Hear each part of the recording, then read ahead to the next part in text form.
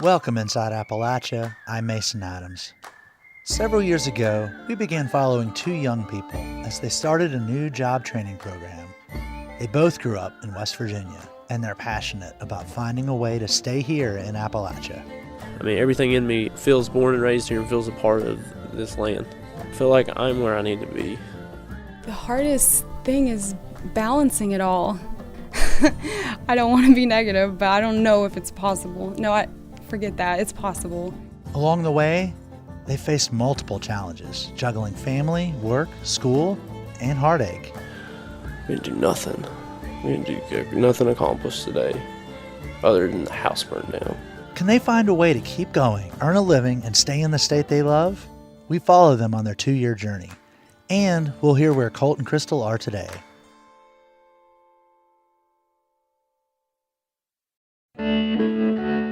You're Inside Appalachia. I'm Mason Adams. Communities throughout Appalachia are struggling with shrinking populations. As a region, we're losing people in their prime working years, ages 25 to 64, even as the rest of the country is seeing growth in that demographic. You sometimes hear local leaders talk about a brain drain. They're referring to young people who get their college degrees and move out of the region to a city with more job opportunities. But it's not just young people. We live in a time when working for one employer or even in one field has become a rarity. For many Appalachians, living here isn't just a fact of life. It's a decision they're forced to revisit on a regular basis. A few years ago, our Inside Appalachia team set out to document the lives of 6 Appalachians who were trying to decide if they could find a stable job and keep their roots in Appalachia, or if they'd have to leave home for opportunities elsewhere. This week, we're bringing you 2 of those stories in completion. You know, my backpack is light. You know, if I had to, I could leave. But if times get hard, like, I'm not hurting so bad because I don't have anything to lose. I don't own a home, or I wasn't like a coal miner that was living a high lifestyle before. Like, I've always been poor, so I'm good at it now. This is Colt Brogan. Back in 2016 and 2017, we followed along as he struggled to figure out a way to make life work in West Virginia. His friend Crystal Snyder is the mother of 2, who also desperately wants to make a living right here in Appalachia. I love to travel. I love to see new places, but nothing compares to West Virginia, I don't think. It's just not home. Like, if you see just like flat, like you can see too far, it's like, this isn't right. But it's not easy making a living here. Each year, thousands of Appalachians move away from their hometowns to find opportunities elsewhere. To hear them tell their stories in their own words, we gave Colt and Crystal recorders and asked them to document what happened at work, at school, and in their personal lives. Both spent 2.5 years in a job training program with a nonprofit Coalfield Development Corporation. They were part of an apprenticeship program that teaches skills like carpentry, solar panel installation, and farming. Trainees attend community college classes and earn their associate's degree.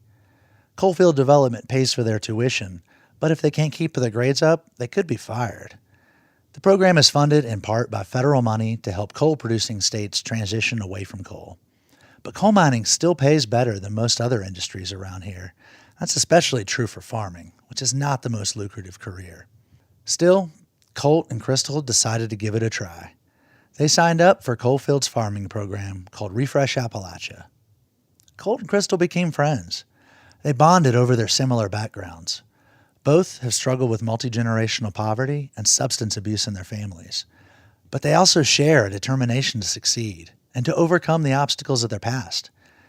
Our producer, Roxy Todd, has been following Colt and Crystal's journey over the past 4 years. She takes it from here. Colt grew up in Lincoln County, West Virginia. I mean, everything in me feels born and raised here and feels a part of this land. I feel like I'm where I need to be. And I feel like in that sense I'm blessed because so many people's had to move, or some people are trapped and can't move. That's how I feel about being in West Virginia. I feel like it's where I was meant to be.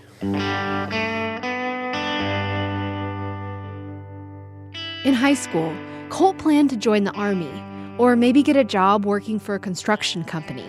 He didn't want to work in the coal mines. I feel like coal mining was good for a long time or whatever. It was like a gold rush or something. It's good while it lasts, and then, when it's over, it's really awful for at least a spell.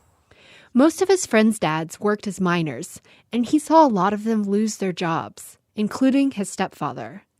These days, it's a challenge to get a job in coal, and finding a well-paying job in another industry is even tougher.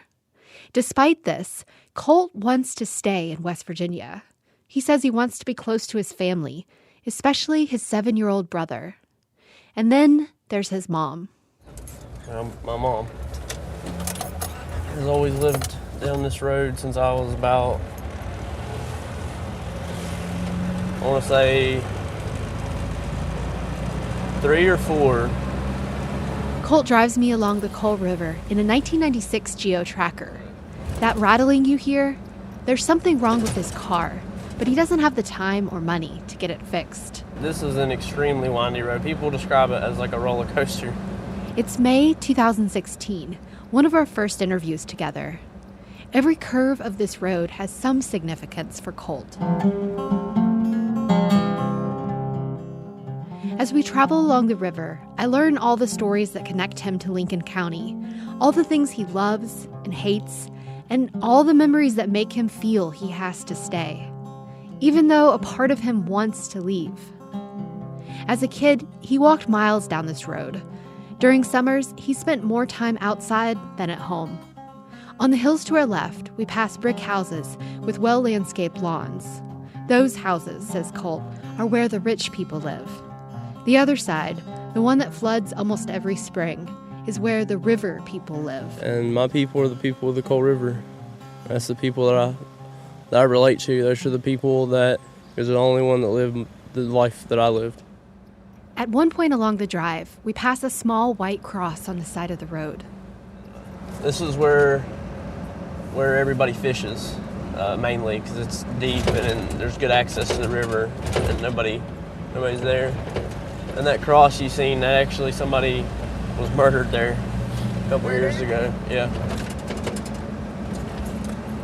Came to a gruesome demise, probably drug related, to be honest.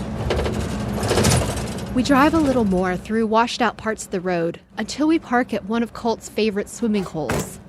A giant oak tree hangs over us as we stand on a narrow beach beside the Green River. 2 kayakers paddle by. Pretty good. Oh, yeah. Colt says everything changed in this community about 10 years ago when drugs like prescription pills and then meth and heroin started becoming more common. On a normal day, on a completely normal day here, there's somebody in their car up there doing some drugs. There's like 3 people rolling a joint or a blunt down here, and everybody's got alcohol. Colt remembers parties on the weekends here when he was in high school.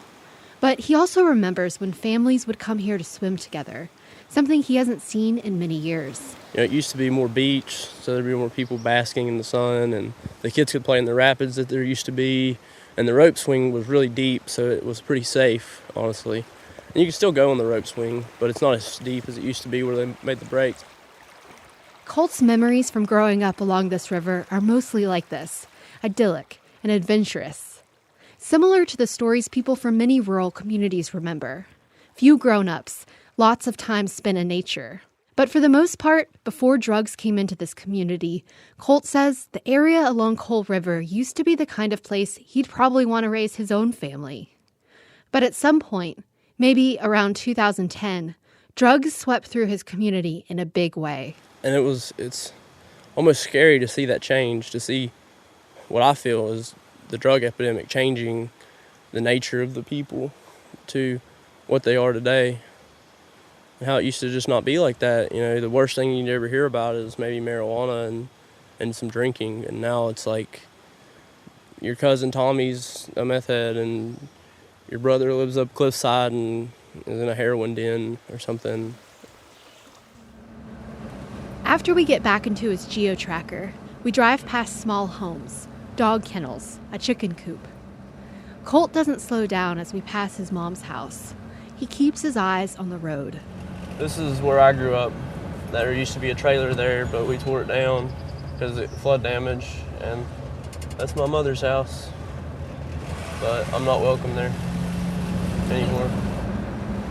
Colt and his mom haven't been getting along for years, but things came to a head when he stopped by her house for a visit a few days before this interview. They got into an explosive argument over money, he says. She wanted him to pay the taxes on a property she'd given him next door. He said he didn't want the property. It floods all the time. For years, Colt says his mom has repeatedly tried to get money from him. This time, he told her no. And she said, "Are you going to pay the taxes?" And I said, "Well, I was probably not going to." And she got upset and started yelling and cussing and breaking stuff and asked me to leave. Colt tells me his mom has struggled with drug addiction since he was little. Later, I ask his mom if this is true. She says addiction is something from her past. It's how she's dealt with abuse she's experienced from men in her life. I feel like I have no purpose at all. I feel hopeless. I feel all's lost. As for this fight over money, she says she was angry that Colt wouldn't help pay the taxes, but that she didn't throw Colt out of the house. In 2015, a few days before Colt turned 18, he moved out of his mom's house. He doesn't look sad when he talks about it. He's angry. But there's nothing for me at that house, and it's nothing but bad memories anyway, mainly. We turn around, and this time he does slow down as we pass his mom's house again. There's a nativity scene, surrounded by blooming flowers. Despite everything, she always had a green thumb, and I think that's somewhat where I got my green thumb. It's from my mother. Like, anything she would plant, she's planted a little bit of everything. Flowers and crops and stuff like that, and everything I've ever seen her plant has grown with almost no maintenance. It's strange.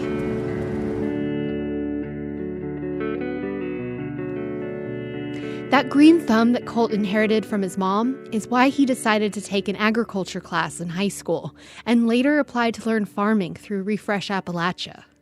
But he didn't always want to be a farmer.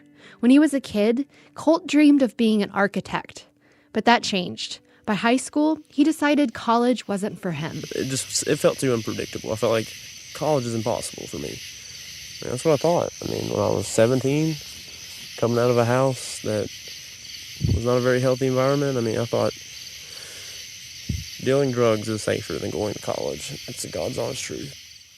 Colt didn't have a lot of money for college, and he knew he couldn't count on his family for financial assistance. Taking out loans just felt like a gamble to him. College wasn't familiar, and he didn't really know a lot of people who knew much about higher education. Drugs, though, that's something he saw regularly. So as a teenager, he briefly considered becoming a methamphetamine dealer.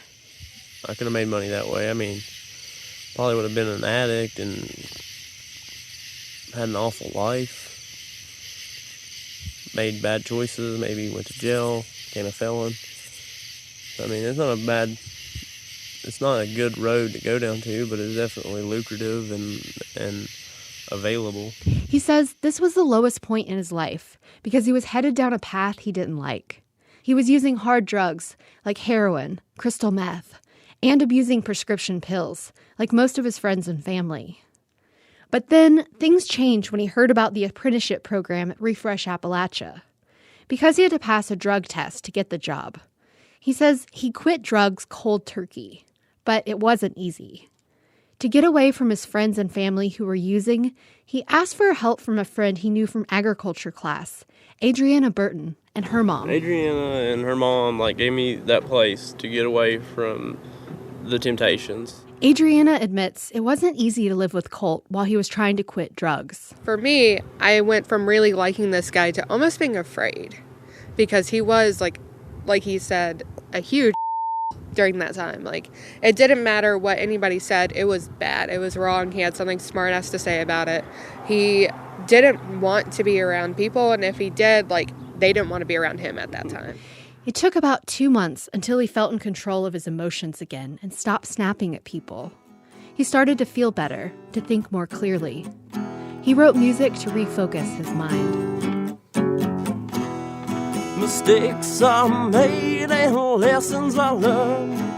Rivers must be crossed when bridges are are burned. Sometimes ice is hot and fire is cold. But life changes fast, so you gotta be bold. Colt was accepted into the training program with Refresh Appalachia, and he says keeping busy is also helping him keep his thoughts away from drugs. He dreams of one day owning a farm or a ranch in Lincoln County, and maybe even giving back to the region. He'd like to be able to hire people, maybe even give teenagers a chance to work and stay if they need a place to live. I know I never had nothing like that, and I know that I wouldn't have hung out with the people I hung out with or did the things I did if I'd have had a big ranch to live on and, food to eat every night. He shares that dream with Adriana. Around the time when he got the job with Refresh Appalachia, they started dating. During that time, there were some very, future-motivated text messages between us. And one of them, from way back then, is still my screen background on my phone. And it's basically like, we're going to overcome all this.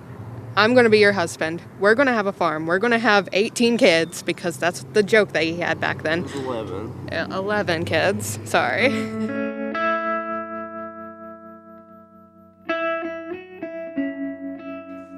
When I hear Colt talk about his dreams of having a family, some land to grow food, I always compare that to what he's described about his own family situation with drugs, change, and chaos. To me, it seems that stability is something Colt craves.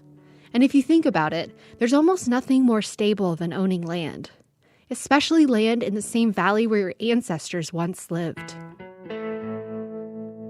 Staying here in Lincoln County and making a home here is deep for Colt.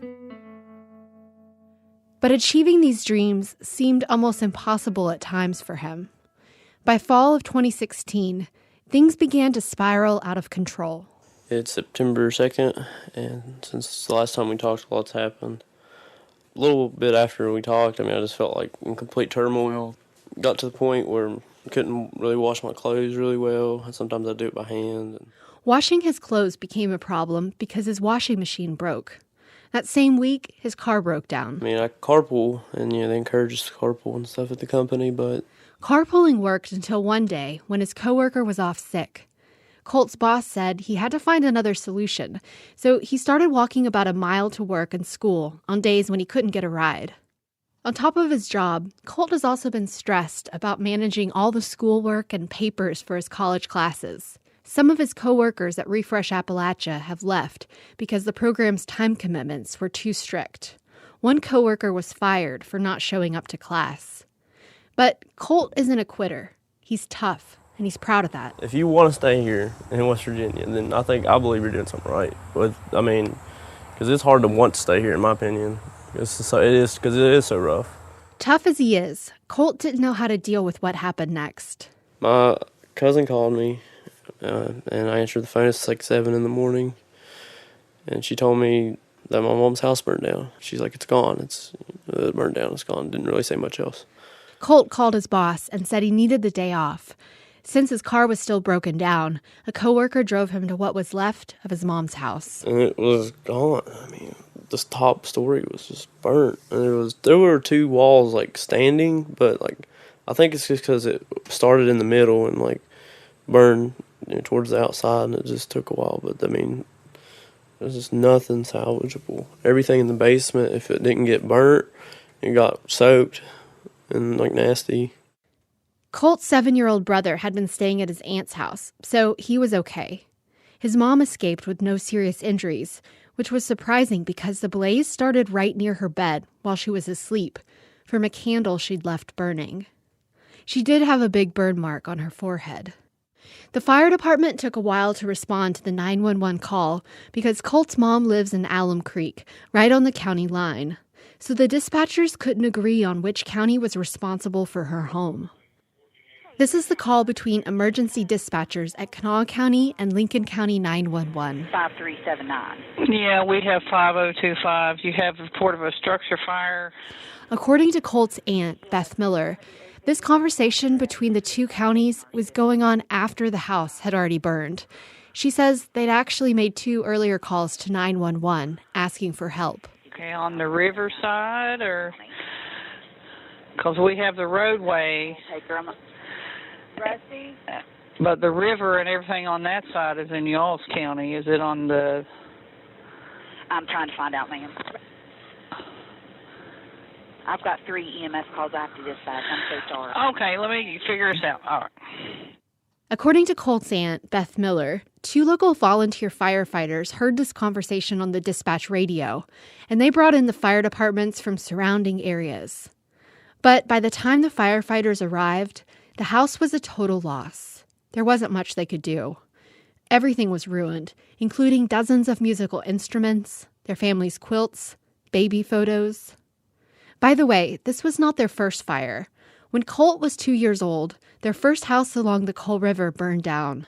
And being so close to the river, Colt and his mom have also been flooded several times. Colt's mother, Maria Murado, remembers. After the waters went down, it's nothing but sludge and nasty, stink, gross.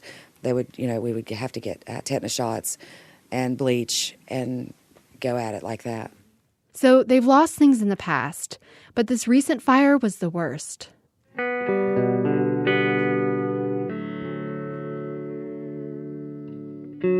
In the middle of the chaos after the house burned, Colt's mom took off and didn't tell anybody. Colt was angry that his mom left without saying goodbye. We didn't do nothing. We didn't do nothing accomplished today other than the house burned down. And it's just like the whole day was wasted. And that was the only day I had to give, too. So it like hurt. Like it just hurt because it's like it's impossible for me to take off work. Like it's so hard. I asked Colt if it hurt to see his childhood home burn. He said he doesn't look at it that way, that he's already said goodbye to this house. When I moved from there, I took my boots and stuff, 2 changes of clothes, and I was out, and I didn't care if I never got to go back. I mean, that's how I felt when I moved out of there. You know, I got enough to survive, no matter what whatever it takes. Like, I'm okay. I don't feel like that now. I mean, I don't feel like what I did was a mistake, but I don't feel like that you can ever like really sever those ties once they're there. I mean, that's why they call them ties, right? You can't. I mean, you say you do. You say you'd never talk to these people. You say a lot, but if you really loved somebody, even at one point in your time, it's like there's always somewhat of a connection. One of the only things that made it out of the fire was a ceramic box Colt had given his mom years ago when he was about 4 or 5 years old. It was like a jewelry box. It was shaped like a heart. It said Mom on the top. And I thought that was just like kind of amazing. His Aunt Beth says she's still hoping Colt and his mom can eventually work things out. Oh, it's my prayer every night that things eventually work out. But I don't know. I really don't. 2 stubborn people don't always work together.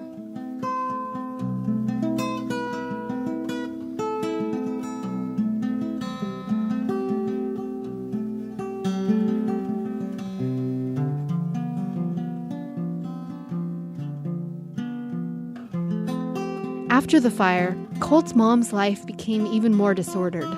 She moved around every few days, bouncing from house to house, staying with friends. She'd lost her phone in the fire, so Colt didn't have a way to reach her. He lost a lot of sleep, worrying about where she was staying and what would happen to her now that she was homeless. He and his mom drifted apart again, and they didn't speak much over the next few months.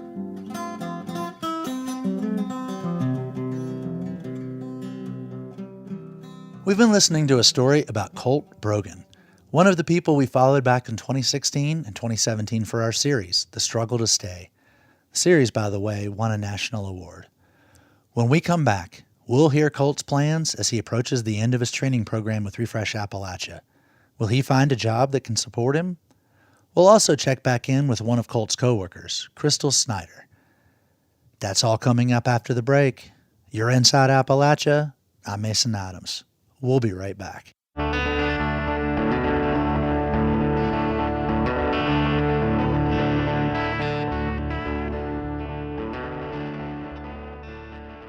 Support for Inside Appalachia is provided by Concord University in Athens, West Virginia. With career-focused liberal arts education in more than 80 degrees and programs to pursue various career options, not just a single job. More at concord.edu. Today, we're revisiting 2 of our Struggle to Stay stories. When this series originally aired in 2017, many of you, our listeners, reached out to share your connection with this series, and we loved hearing from you. Many of you asked what happened to the people we followed, and today we've got updates from Colt and Crystal. You'll have to stick around to the end of the show to hear what's happened to them in the year since we originally produced these stories. Back in 2016, they began learning to become farmers through a job training program called Refresh Appalachia. Crystal Snyder is in her 30s now. She's the single mother of 2, and when we followed her, she insisted she was determined to stay in West Virginia, where her family has lived for generations. Even though she worries about the poor health statistics of the state, she wants to stay here to make it better and healthier for her children. But while she has a lot of passion for farming, it's been a challenge paying her bills and keeping all the time commitments for the program, as she told Roxy Todd. Crystal has blonde hair, and her face is tanned from working in the sun. She was accepted into the Refresh Appalachia training program in 2016, just after she'd lost her job at a t-shirt factory. She takes me to the factory where she used to work. It's a plain gray building that's grim on the outside. The parking lot is deserted. There were no women that ran the machines, and so I kind of raised hell because I wanted to run a machine. I wanted to make more money. I wanted to have more responsibility here. Crystal says the men earned more pay at the t-shirt factory, but it was more than the money that bothered her. She's always thought of herself as a tough person. Before working at the factory, she worked as a landscaper, and she's proud of her strength. She isn't afraid to do work that men typically do. I kind of like non-traditional or like men's jobs. Maybe it's a pride thing. I don't know. I like physical jobs. I like jobs that people might be surprised that they might see me doing, or I don't know. I just like to be different. Crystal asked to be promoted to work the machines, but her supervisor told her no and didn't consider her for a different job. She didn't file a discrimination suit against the company for that or for the sexual harassment she says she endured at the factory. It just seems like there wasn't a lot of respect. Like, hey, your butt looks good in those jeans, or just perverted harassment. Crystal didn't complain because she figured it would just make things worse if she wanted to keep her job. But one thing she didn't tolerate at the factory was racism. Some of her coworkers put up giant rebel flags on their trucks and said racist things. Crystal is white, but when the racism went unchecked, it bothered her. I was like all I could take, and I just went to the boss and I was like, this isn't right. This is not a good environment to work in. And it was like a week or 2 later, the boss came to me and said like that business had slowed down and that he was going to lay me off. And I was like, it's because I complained. He's like, no, that doesn't have anything to do with it. Crystal says she was the only person laid off at that time. Even though she still believes she was unfairly terminated, Crystal didn't seek legal counsel after she lost her job at the t-shirt factory. She didn't want to get anyone in trouble, and she didn't want to deal with the stress of courts and lawyers. Because none of this was resolved in court, and since the company went out of business in 2016, we're withholding the name of the company where she worked. After she lost her job at the t-shirt factory, she learned about Coalfield Development's job training program in farming. A friend knew I got laid off, and he sent me a link that they were doing offering free job training classes in Huntington, and that's how I found Refresh Appalachia. So I'm happy I got laid off. She was assigned to work in the same Refresh Appalachia crew as Colt Brogan. They both spend a majority of their time working at Lincoln County High School. But in the summer and fall, they also work at an old farm in Milton. The farm sits right beside Interstate 64. There's an old gray barn with a giant American flag, a tiny green farmhouse where they have work meetings on the porch. One thing Crystal loves about the job is that she's treated as an equal and gets to do the same work as the men. Crystal was beaming one afternoon when she told me her boss, Ben Gilmer, taught her to drive a John Deere tractor. Ben and I worked together this past Sunday, and he was very patient, and he taught me how to drive it. And he believed in me and told me to get up there, and I did, and I plowed half that field there. It was awesome.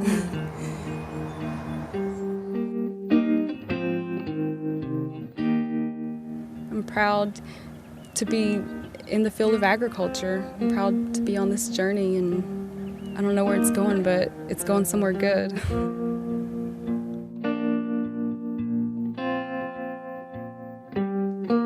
Crystal was thrilled by Refresh Appalachia's education requirement, especially since her tuition would be paid for. But maintaining A's and B's in school is challenging for Crystal. When she was 16, she dropped out of high school and ended up getting her GED 3 years later. When she was in her 20s, she took a couple of college classes, but going to school while working and raising her 2 kids, it was just too much, and she eventually dropped out of college. Getting a job that helps her go to college was a game changer. That associate degree, like that's what I've got my eye on. Like just the fact that I can earn an associate degree in 2 years and earn half of my credits while I'm working. And I'm also getting paid a stipend while I'm at class. So like that's just huge. You know, like one class is hard. I can imagine trying to take 2 and work, you know, full time. I don't think I could do it. So this is the way I can. And I don't want to stop with the associate degree. I want to keep going. I want to get a master's degree. But before she gets there, she has to pass her classes. During her first year with Refresh Appalachia, she failed a class and had to retake it. The hardest thing is balancing it all. 33 hours, like working full-time and going to school full-time, still taking care of a house and a yard and kids and dinner. I don't want to be negative, but I don't know if it's possible. No, forget that. It's possible.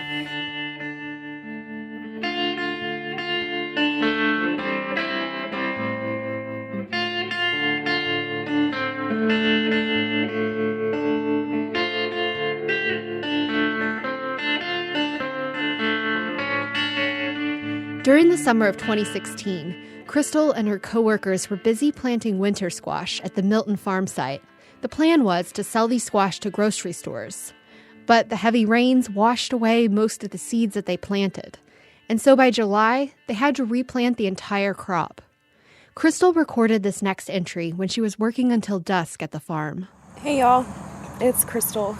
I just got here in Milton to the farm to reseed some squash that was supposed to have been done last week. She was halfway through replanting the seeds when she left for vacation. She had been planning it for a few weeks now. Well, it was kind of a working vacation. During the 2016 presidential election, she was head over heels for Bernie Sanders. She felt like he was the first politician who understood her struggle. These politicians are on the side of the greedy corporate billionaires, the 1%, while people like me can't pay their rent and buy food. Crystal volunteered with the Sanders campaign, and she even attended the Democratic National Convention in Philadelphia. She requested 3 days off work on the farm to go. I'm here at the Philadelphia Convention Center, volunteering for the Sanders campaign.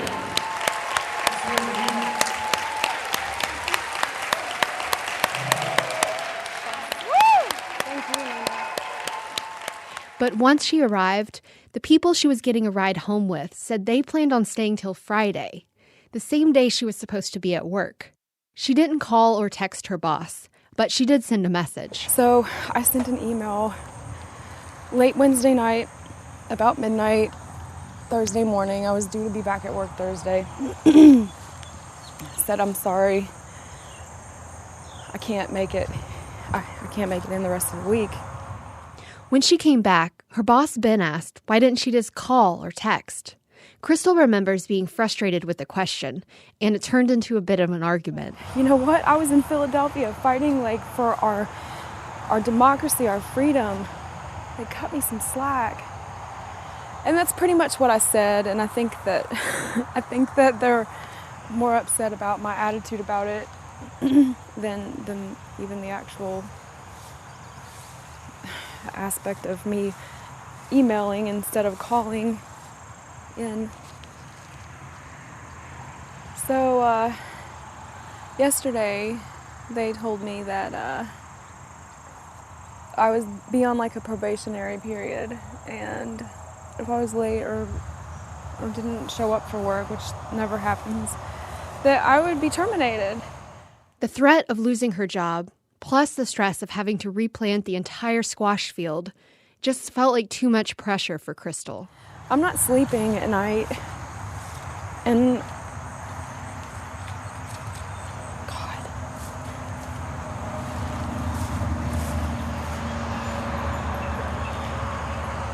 I'm not sleeping, and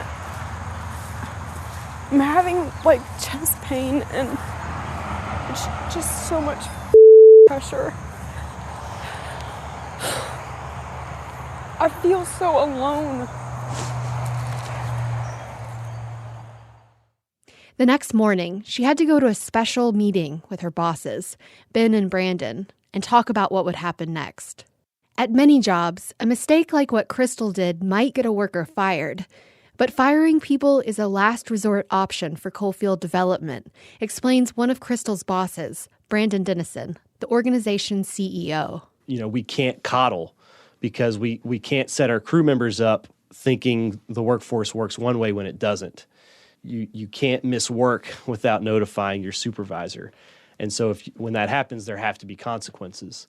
However, we can enforce those consequences in a fair and compassionate way. And so instead of just firing and terminating, the incentives can kind of rise and fall. And there's, entry ramps and exit ramps so that we can learn and grow. Her other boss, Ben Gilmer, points out that previous to this one mistake, Crystal had been an exceptional worker.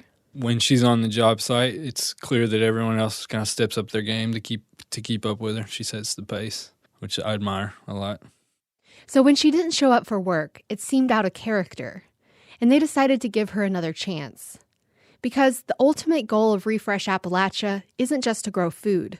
It's to help people like Crystal and Colt reach their potential. I think that's one thing that folks like Colt and Crystal they are changing the narrative. I think I've heard it and I've seen it. And, I think that's one key to Central Appalachia and Southern West Virginia is just like having those examples to point to. Ben says, at the end of the day, seeing them succeed, that's just as important to him as seeing the farm business triumph. Because with farming, there are going to be failures along the way. And in the same way, people are going to make mistakes too.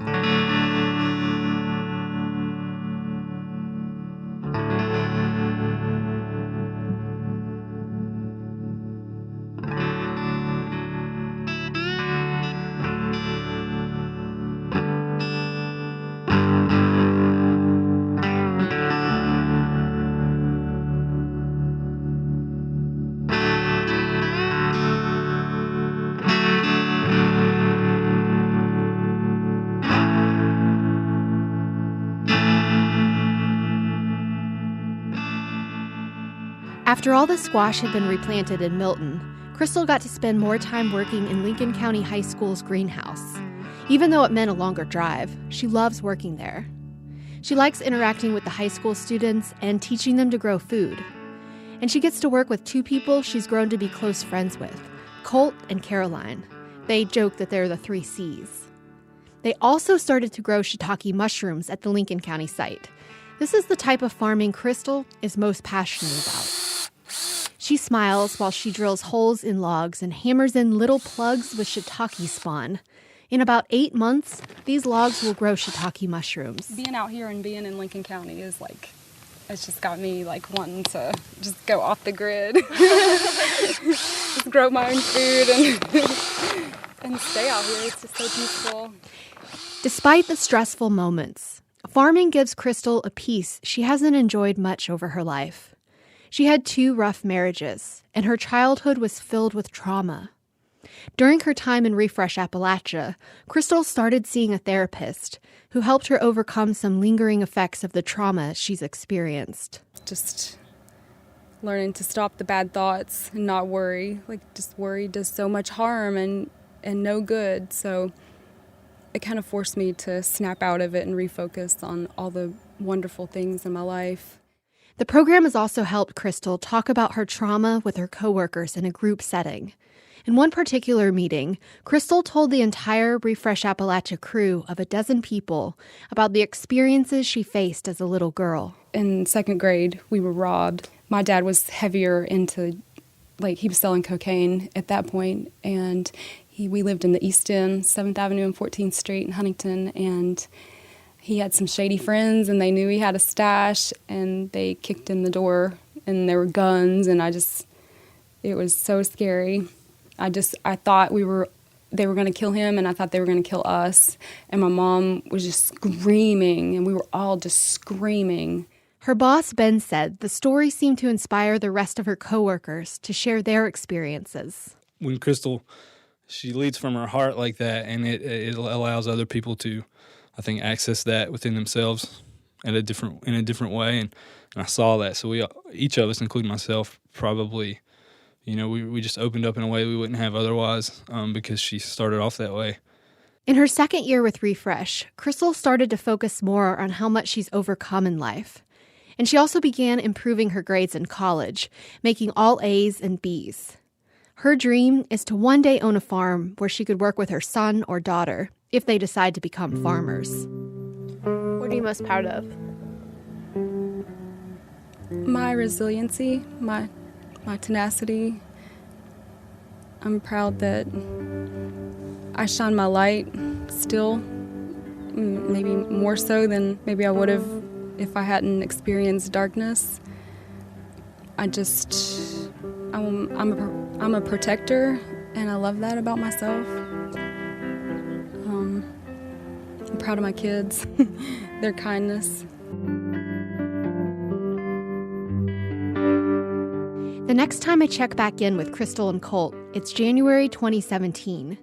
They and 10 other coworkers are at the annual Refresh Appalachia work retreat. Basically just a time for us to get together, the entire team, and be able to kind of focus what we want to do as far as team building. They're staying under one roof in a cabin in Logan County, southern West Virginia.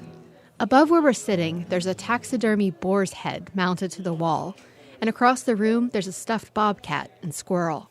Colt points out the decor creates a manufactured rustic feel. There's a pretend outhouse and a pretend tree with stuffed animals on it, and the light fixtures are buckets and deer antlers and leather couches, and everything's made of wood, it seems. And I like it, though. It's really beautiful. They reflect on how the year has gone. The squash they had to replant didn't do so well and were quite small. They did sell some of the squash to a local food cooperative, but at a cheaper price than what they were hoping to get from some of the grocery store chains. But most of the retreat is spent connecting as a team. During dinner prep, about 6 people are squeezed into the kitchen, making salad, chicken soup, all with local ingredients they've grown or raised over the winter. Okay. We got the quiches in the oven, so I washed my hands, and now I'm reflecting. While the food is in the oven, I sit down with Crystal and Colt on the back porch of the cabin. They both seem in better spirits than last fall. Colt says one of his cousins is trying to get off drugs, and he says he's hoping others in his family and across West Virginia can get sober too. I just feel like in this year, I think for a lot of people, it's time to make your peace. With some encouragement from Crystal, Colt finally tells me there's been some good news in his life.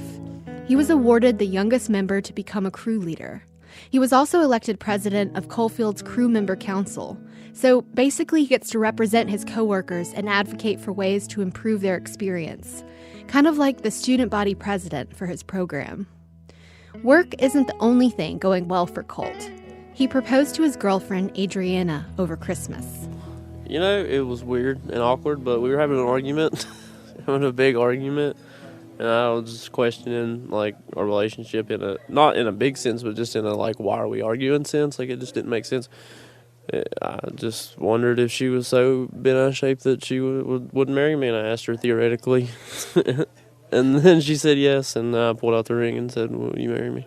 Well, I used her full name and got down on one knee and everything, but So you had the ring on. Yeah, I had the ring. So you've been thinking about it. Yeah. I want to for a long time. I just had to get the ring first. I didn't have to, but I just wanted to. I thought she's worth it. He says he feels confident he and Adriana will find a way to stay in West Virginia. He knows it won't be easy, but life has been hard in the past, just like it has for other young people in West Virginia. Everywhere in the state, there's a story like mine. I feel like there's countless stories like mine.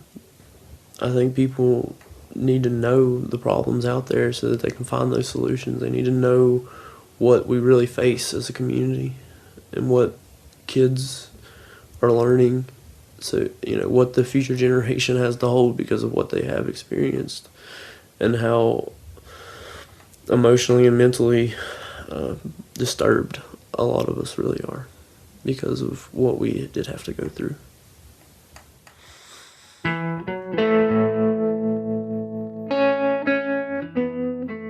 We've been listening to a series of stories that we originally aired in 2017 about Colt Brogan and Crystal Snyder.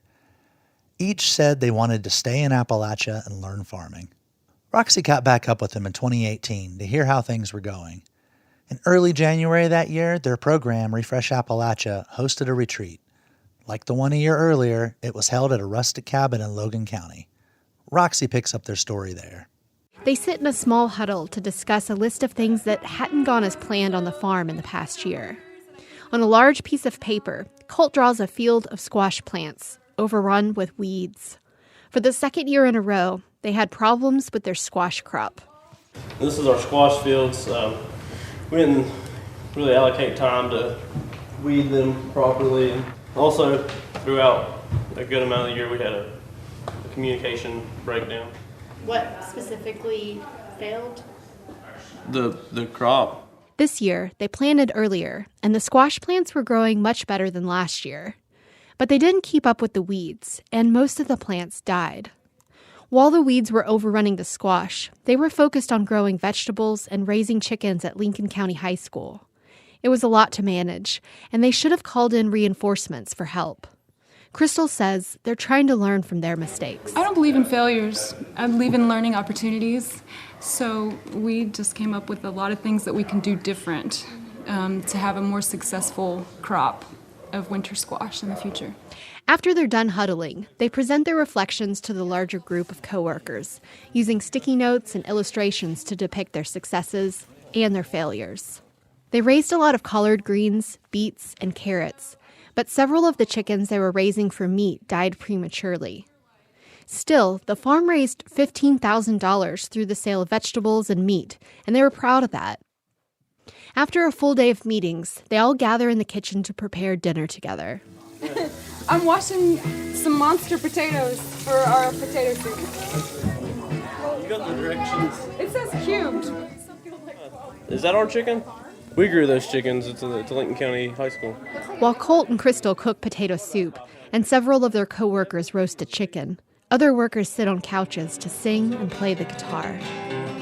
Takes word man, sing word song. It takes word man, sing word song. Word man, won't be worried long.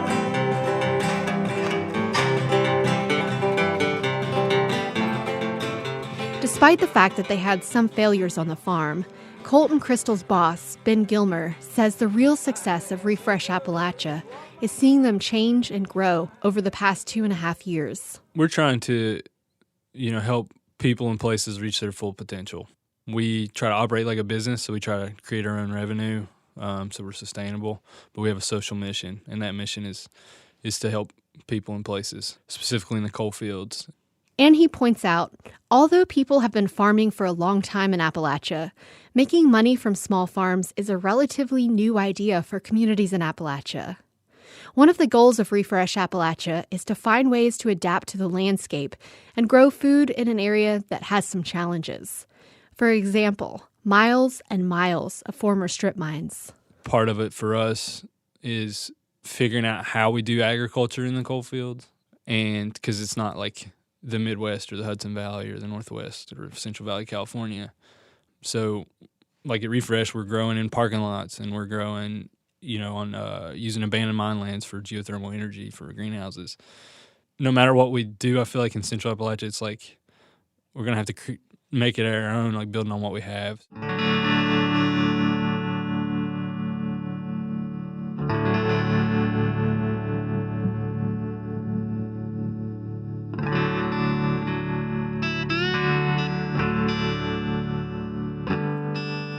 This May, Colt and Crystal will both complete their associate's degrees in applied science.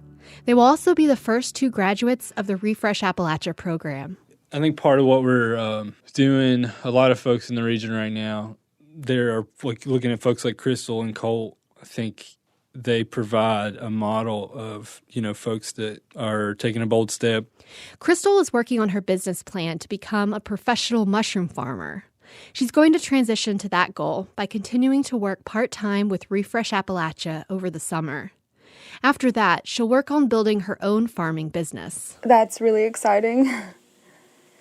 I have never graduated from anything, so that's pretty cool that I was able to earn my associate's degree. I want to create a business that I can pass along to my children, employ people in my community.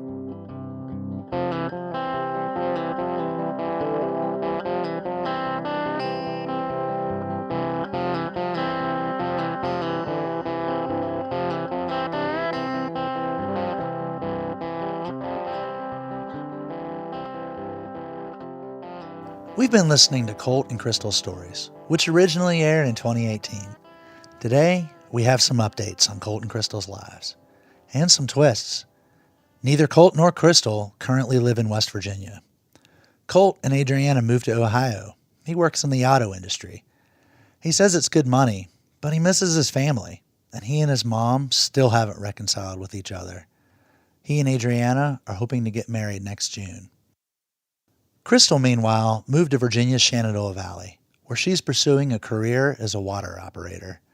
Both say they made the decision to leave West Virginia and leave farming so that they could find more financial stability. Both of them still hold a dream to return to West Virginia, and both have a dream to one day own their own farms.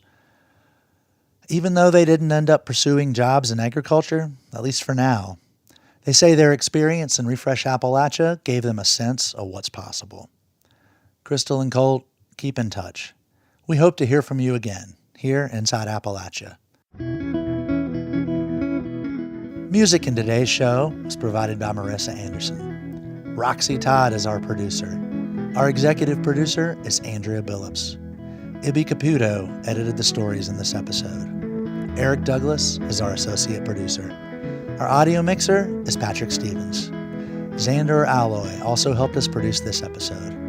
You can find us online on Twitter @InAppalachia. You can also send an email to insideappalachia@wvpublic.org or send us a letter to Inside Appalachia at West Virginia Public Broadcasting, 600 Capitol Street, Charleston, West Virginia, 25301. I'm Mason Adams.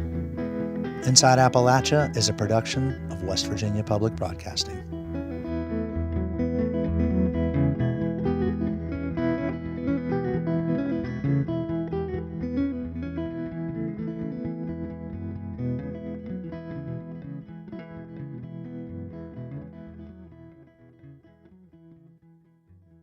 Support for Inside Appalachia is provided by Concord University in Athens, West Virginia, with career-focused liberal arts education in more than 80 degrees and programs to pursue various career options, not just a single job.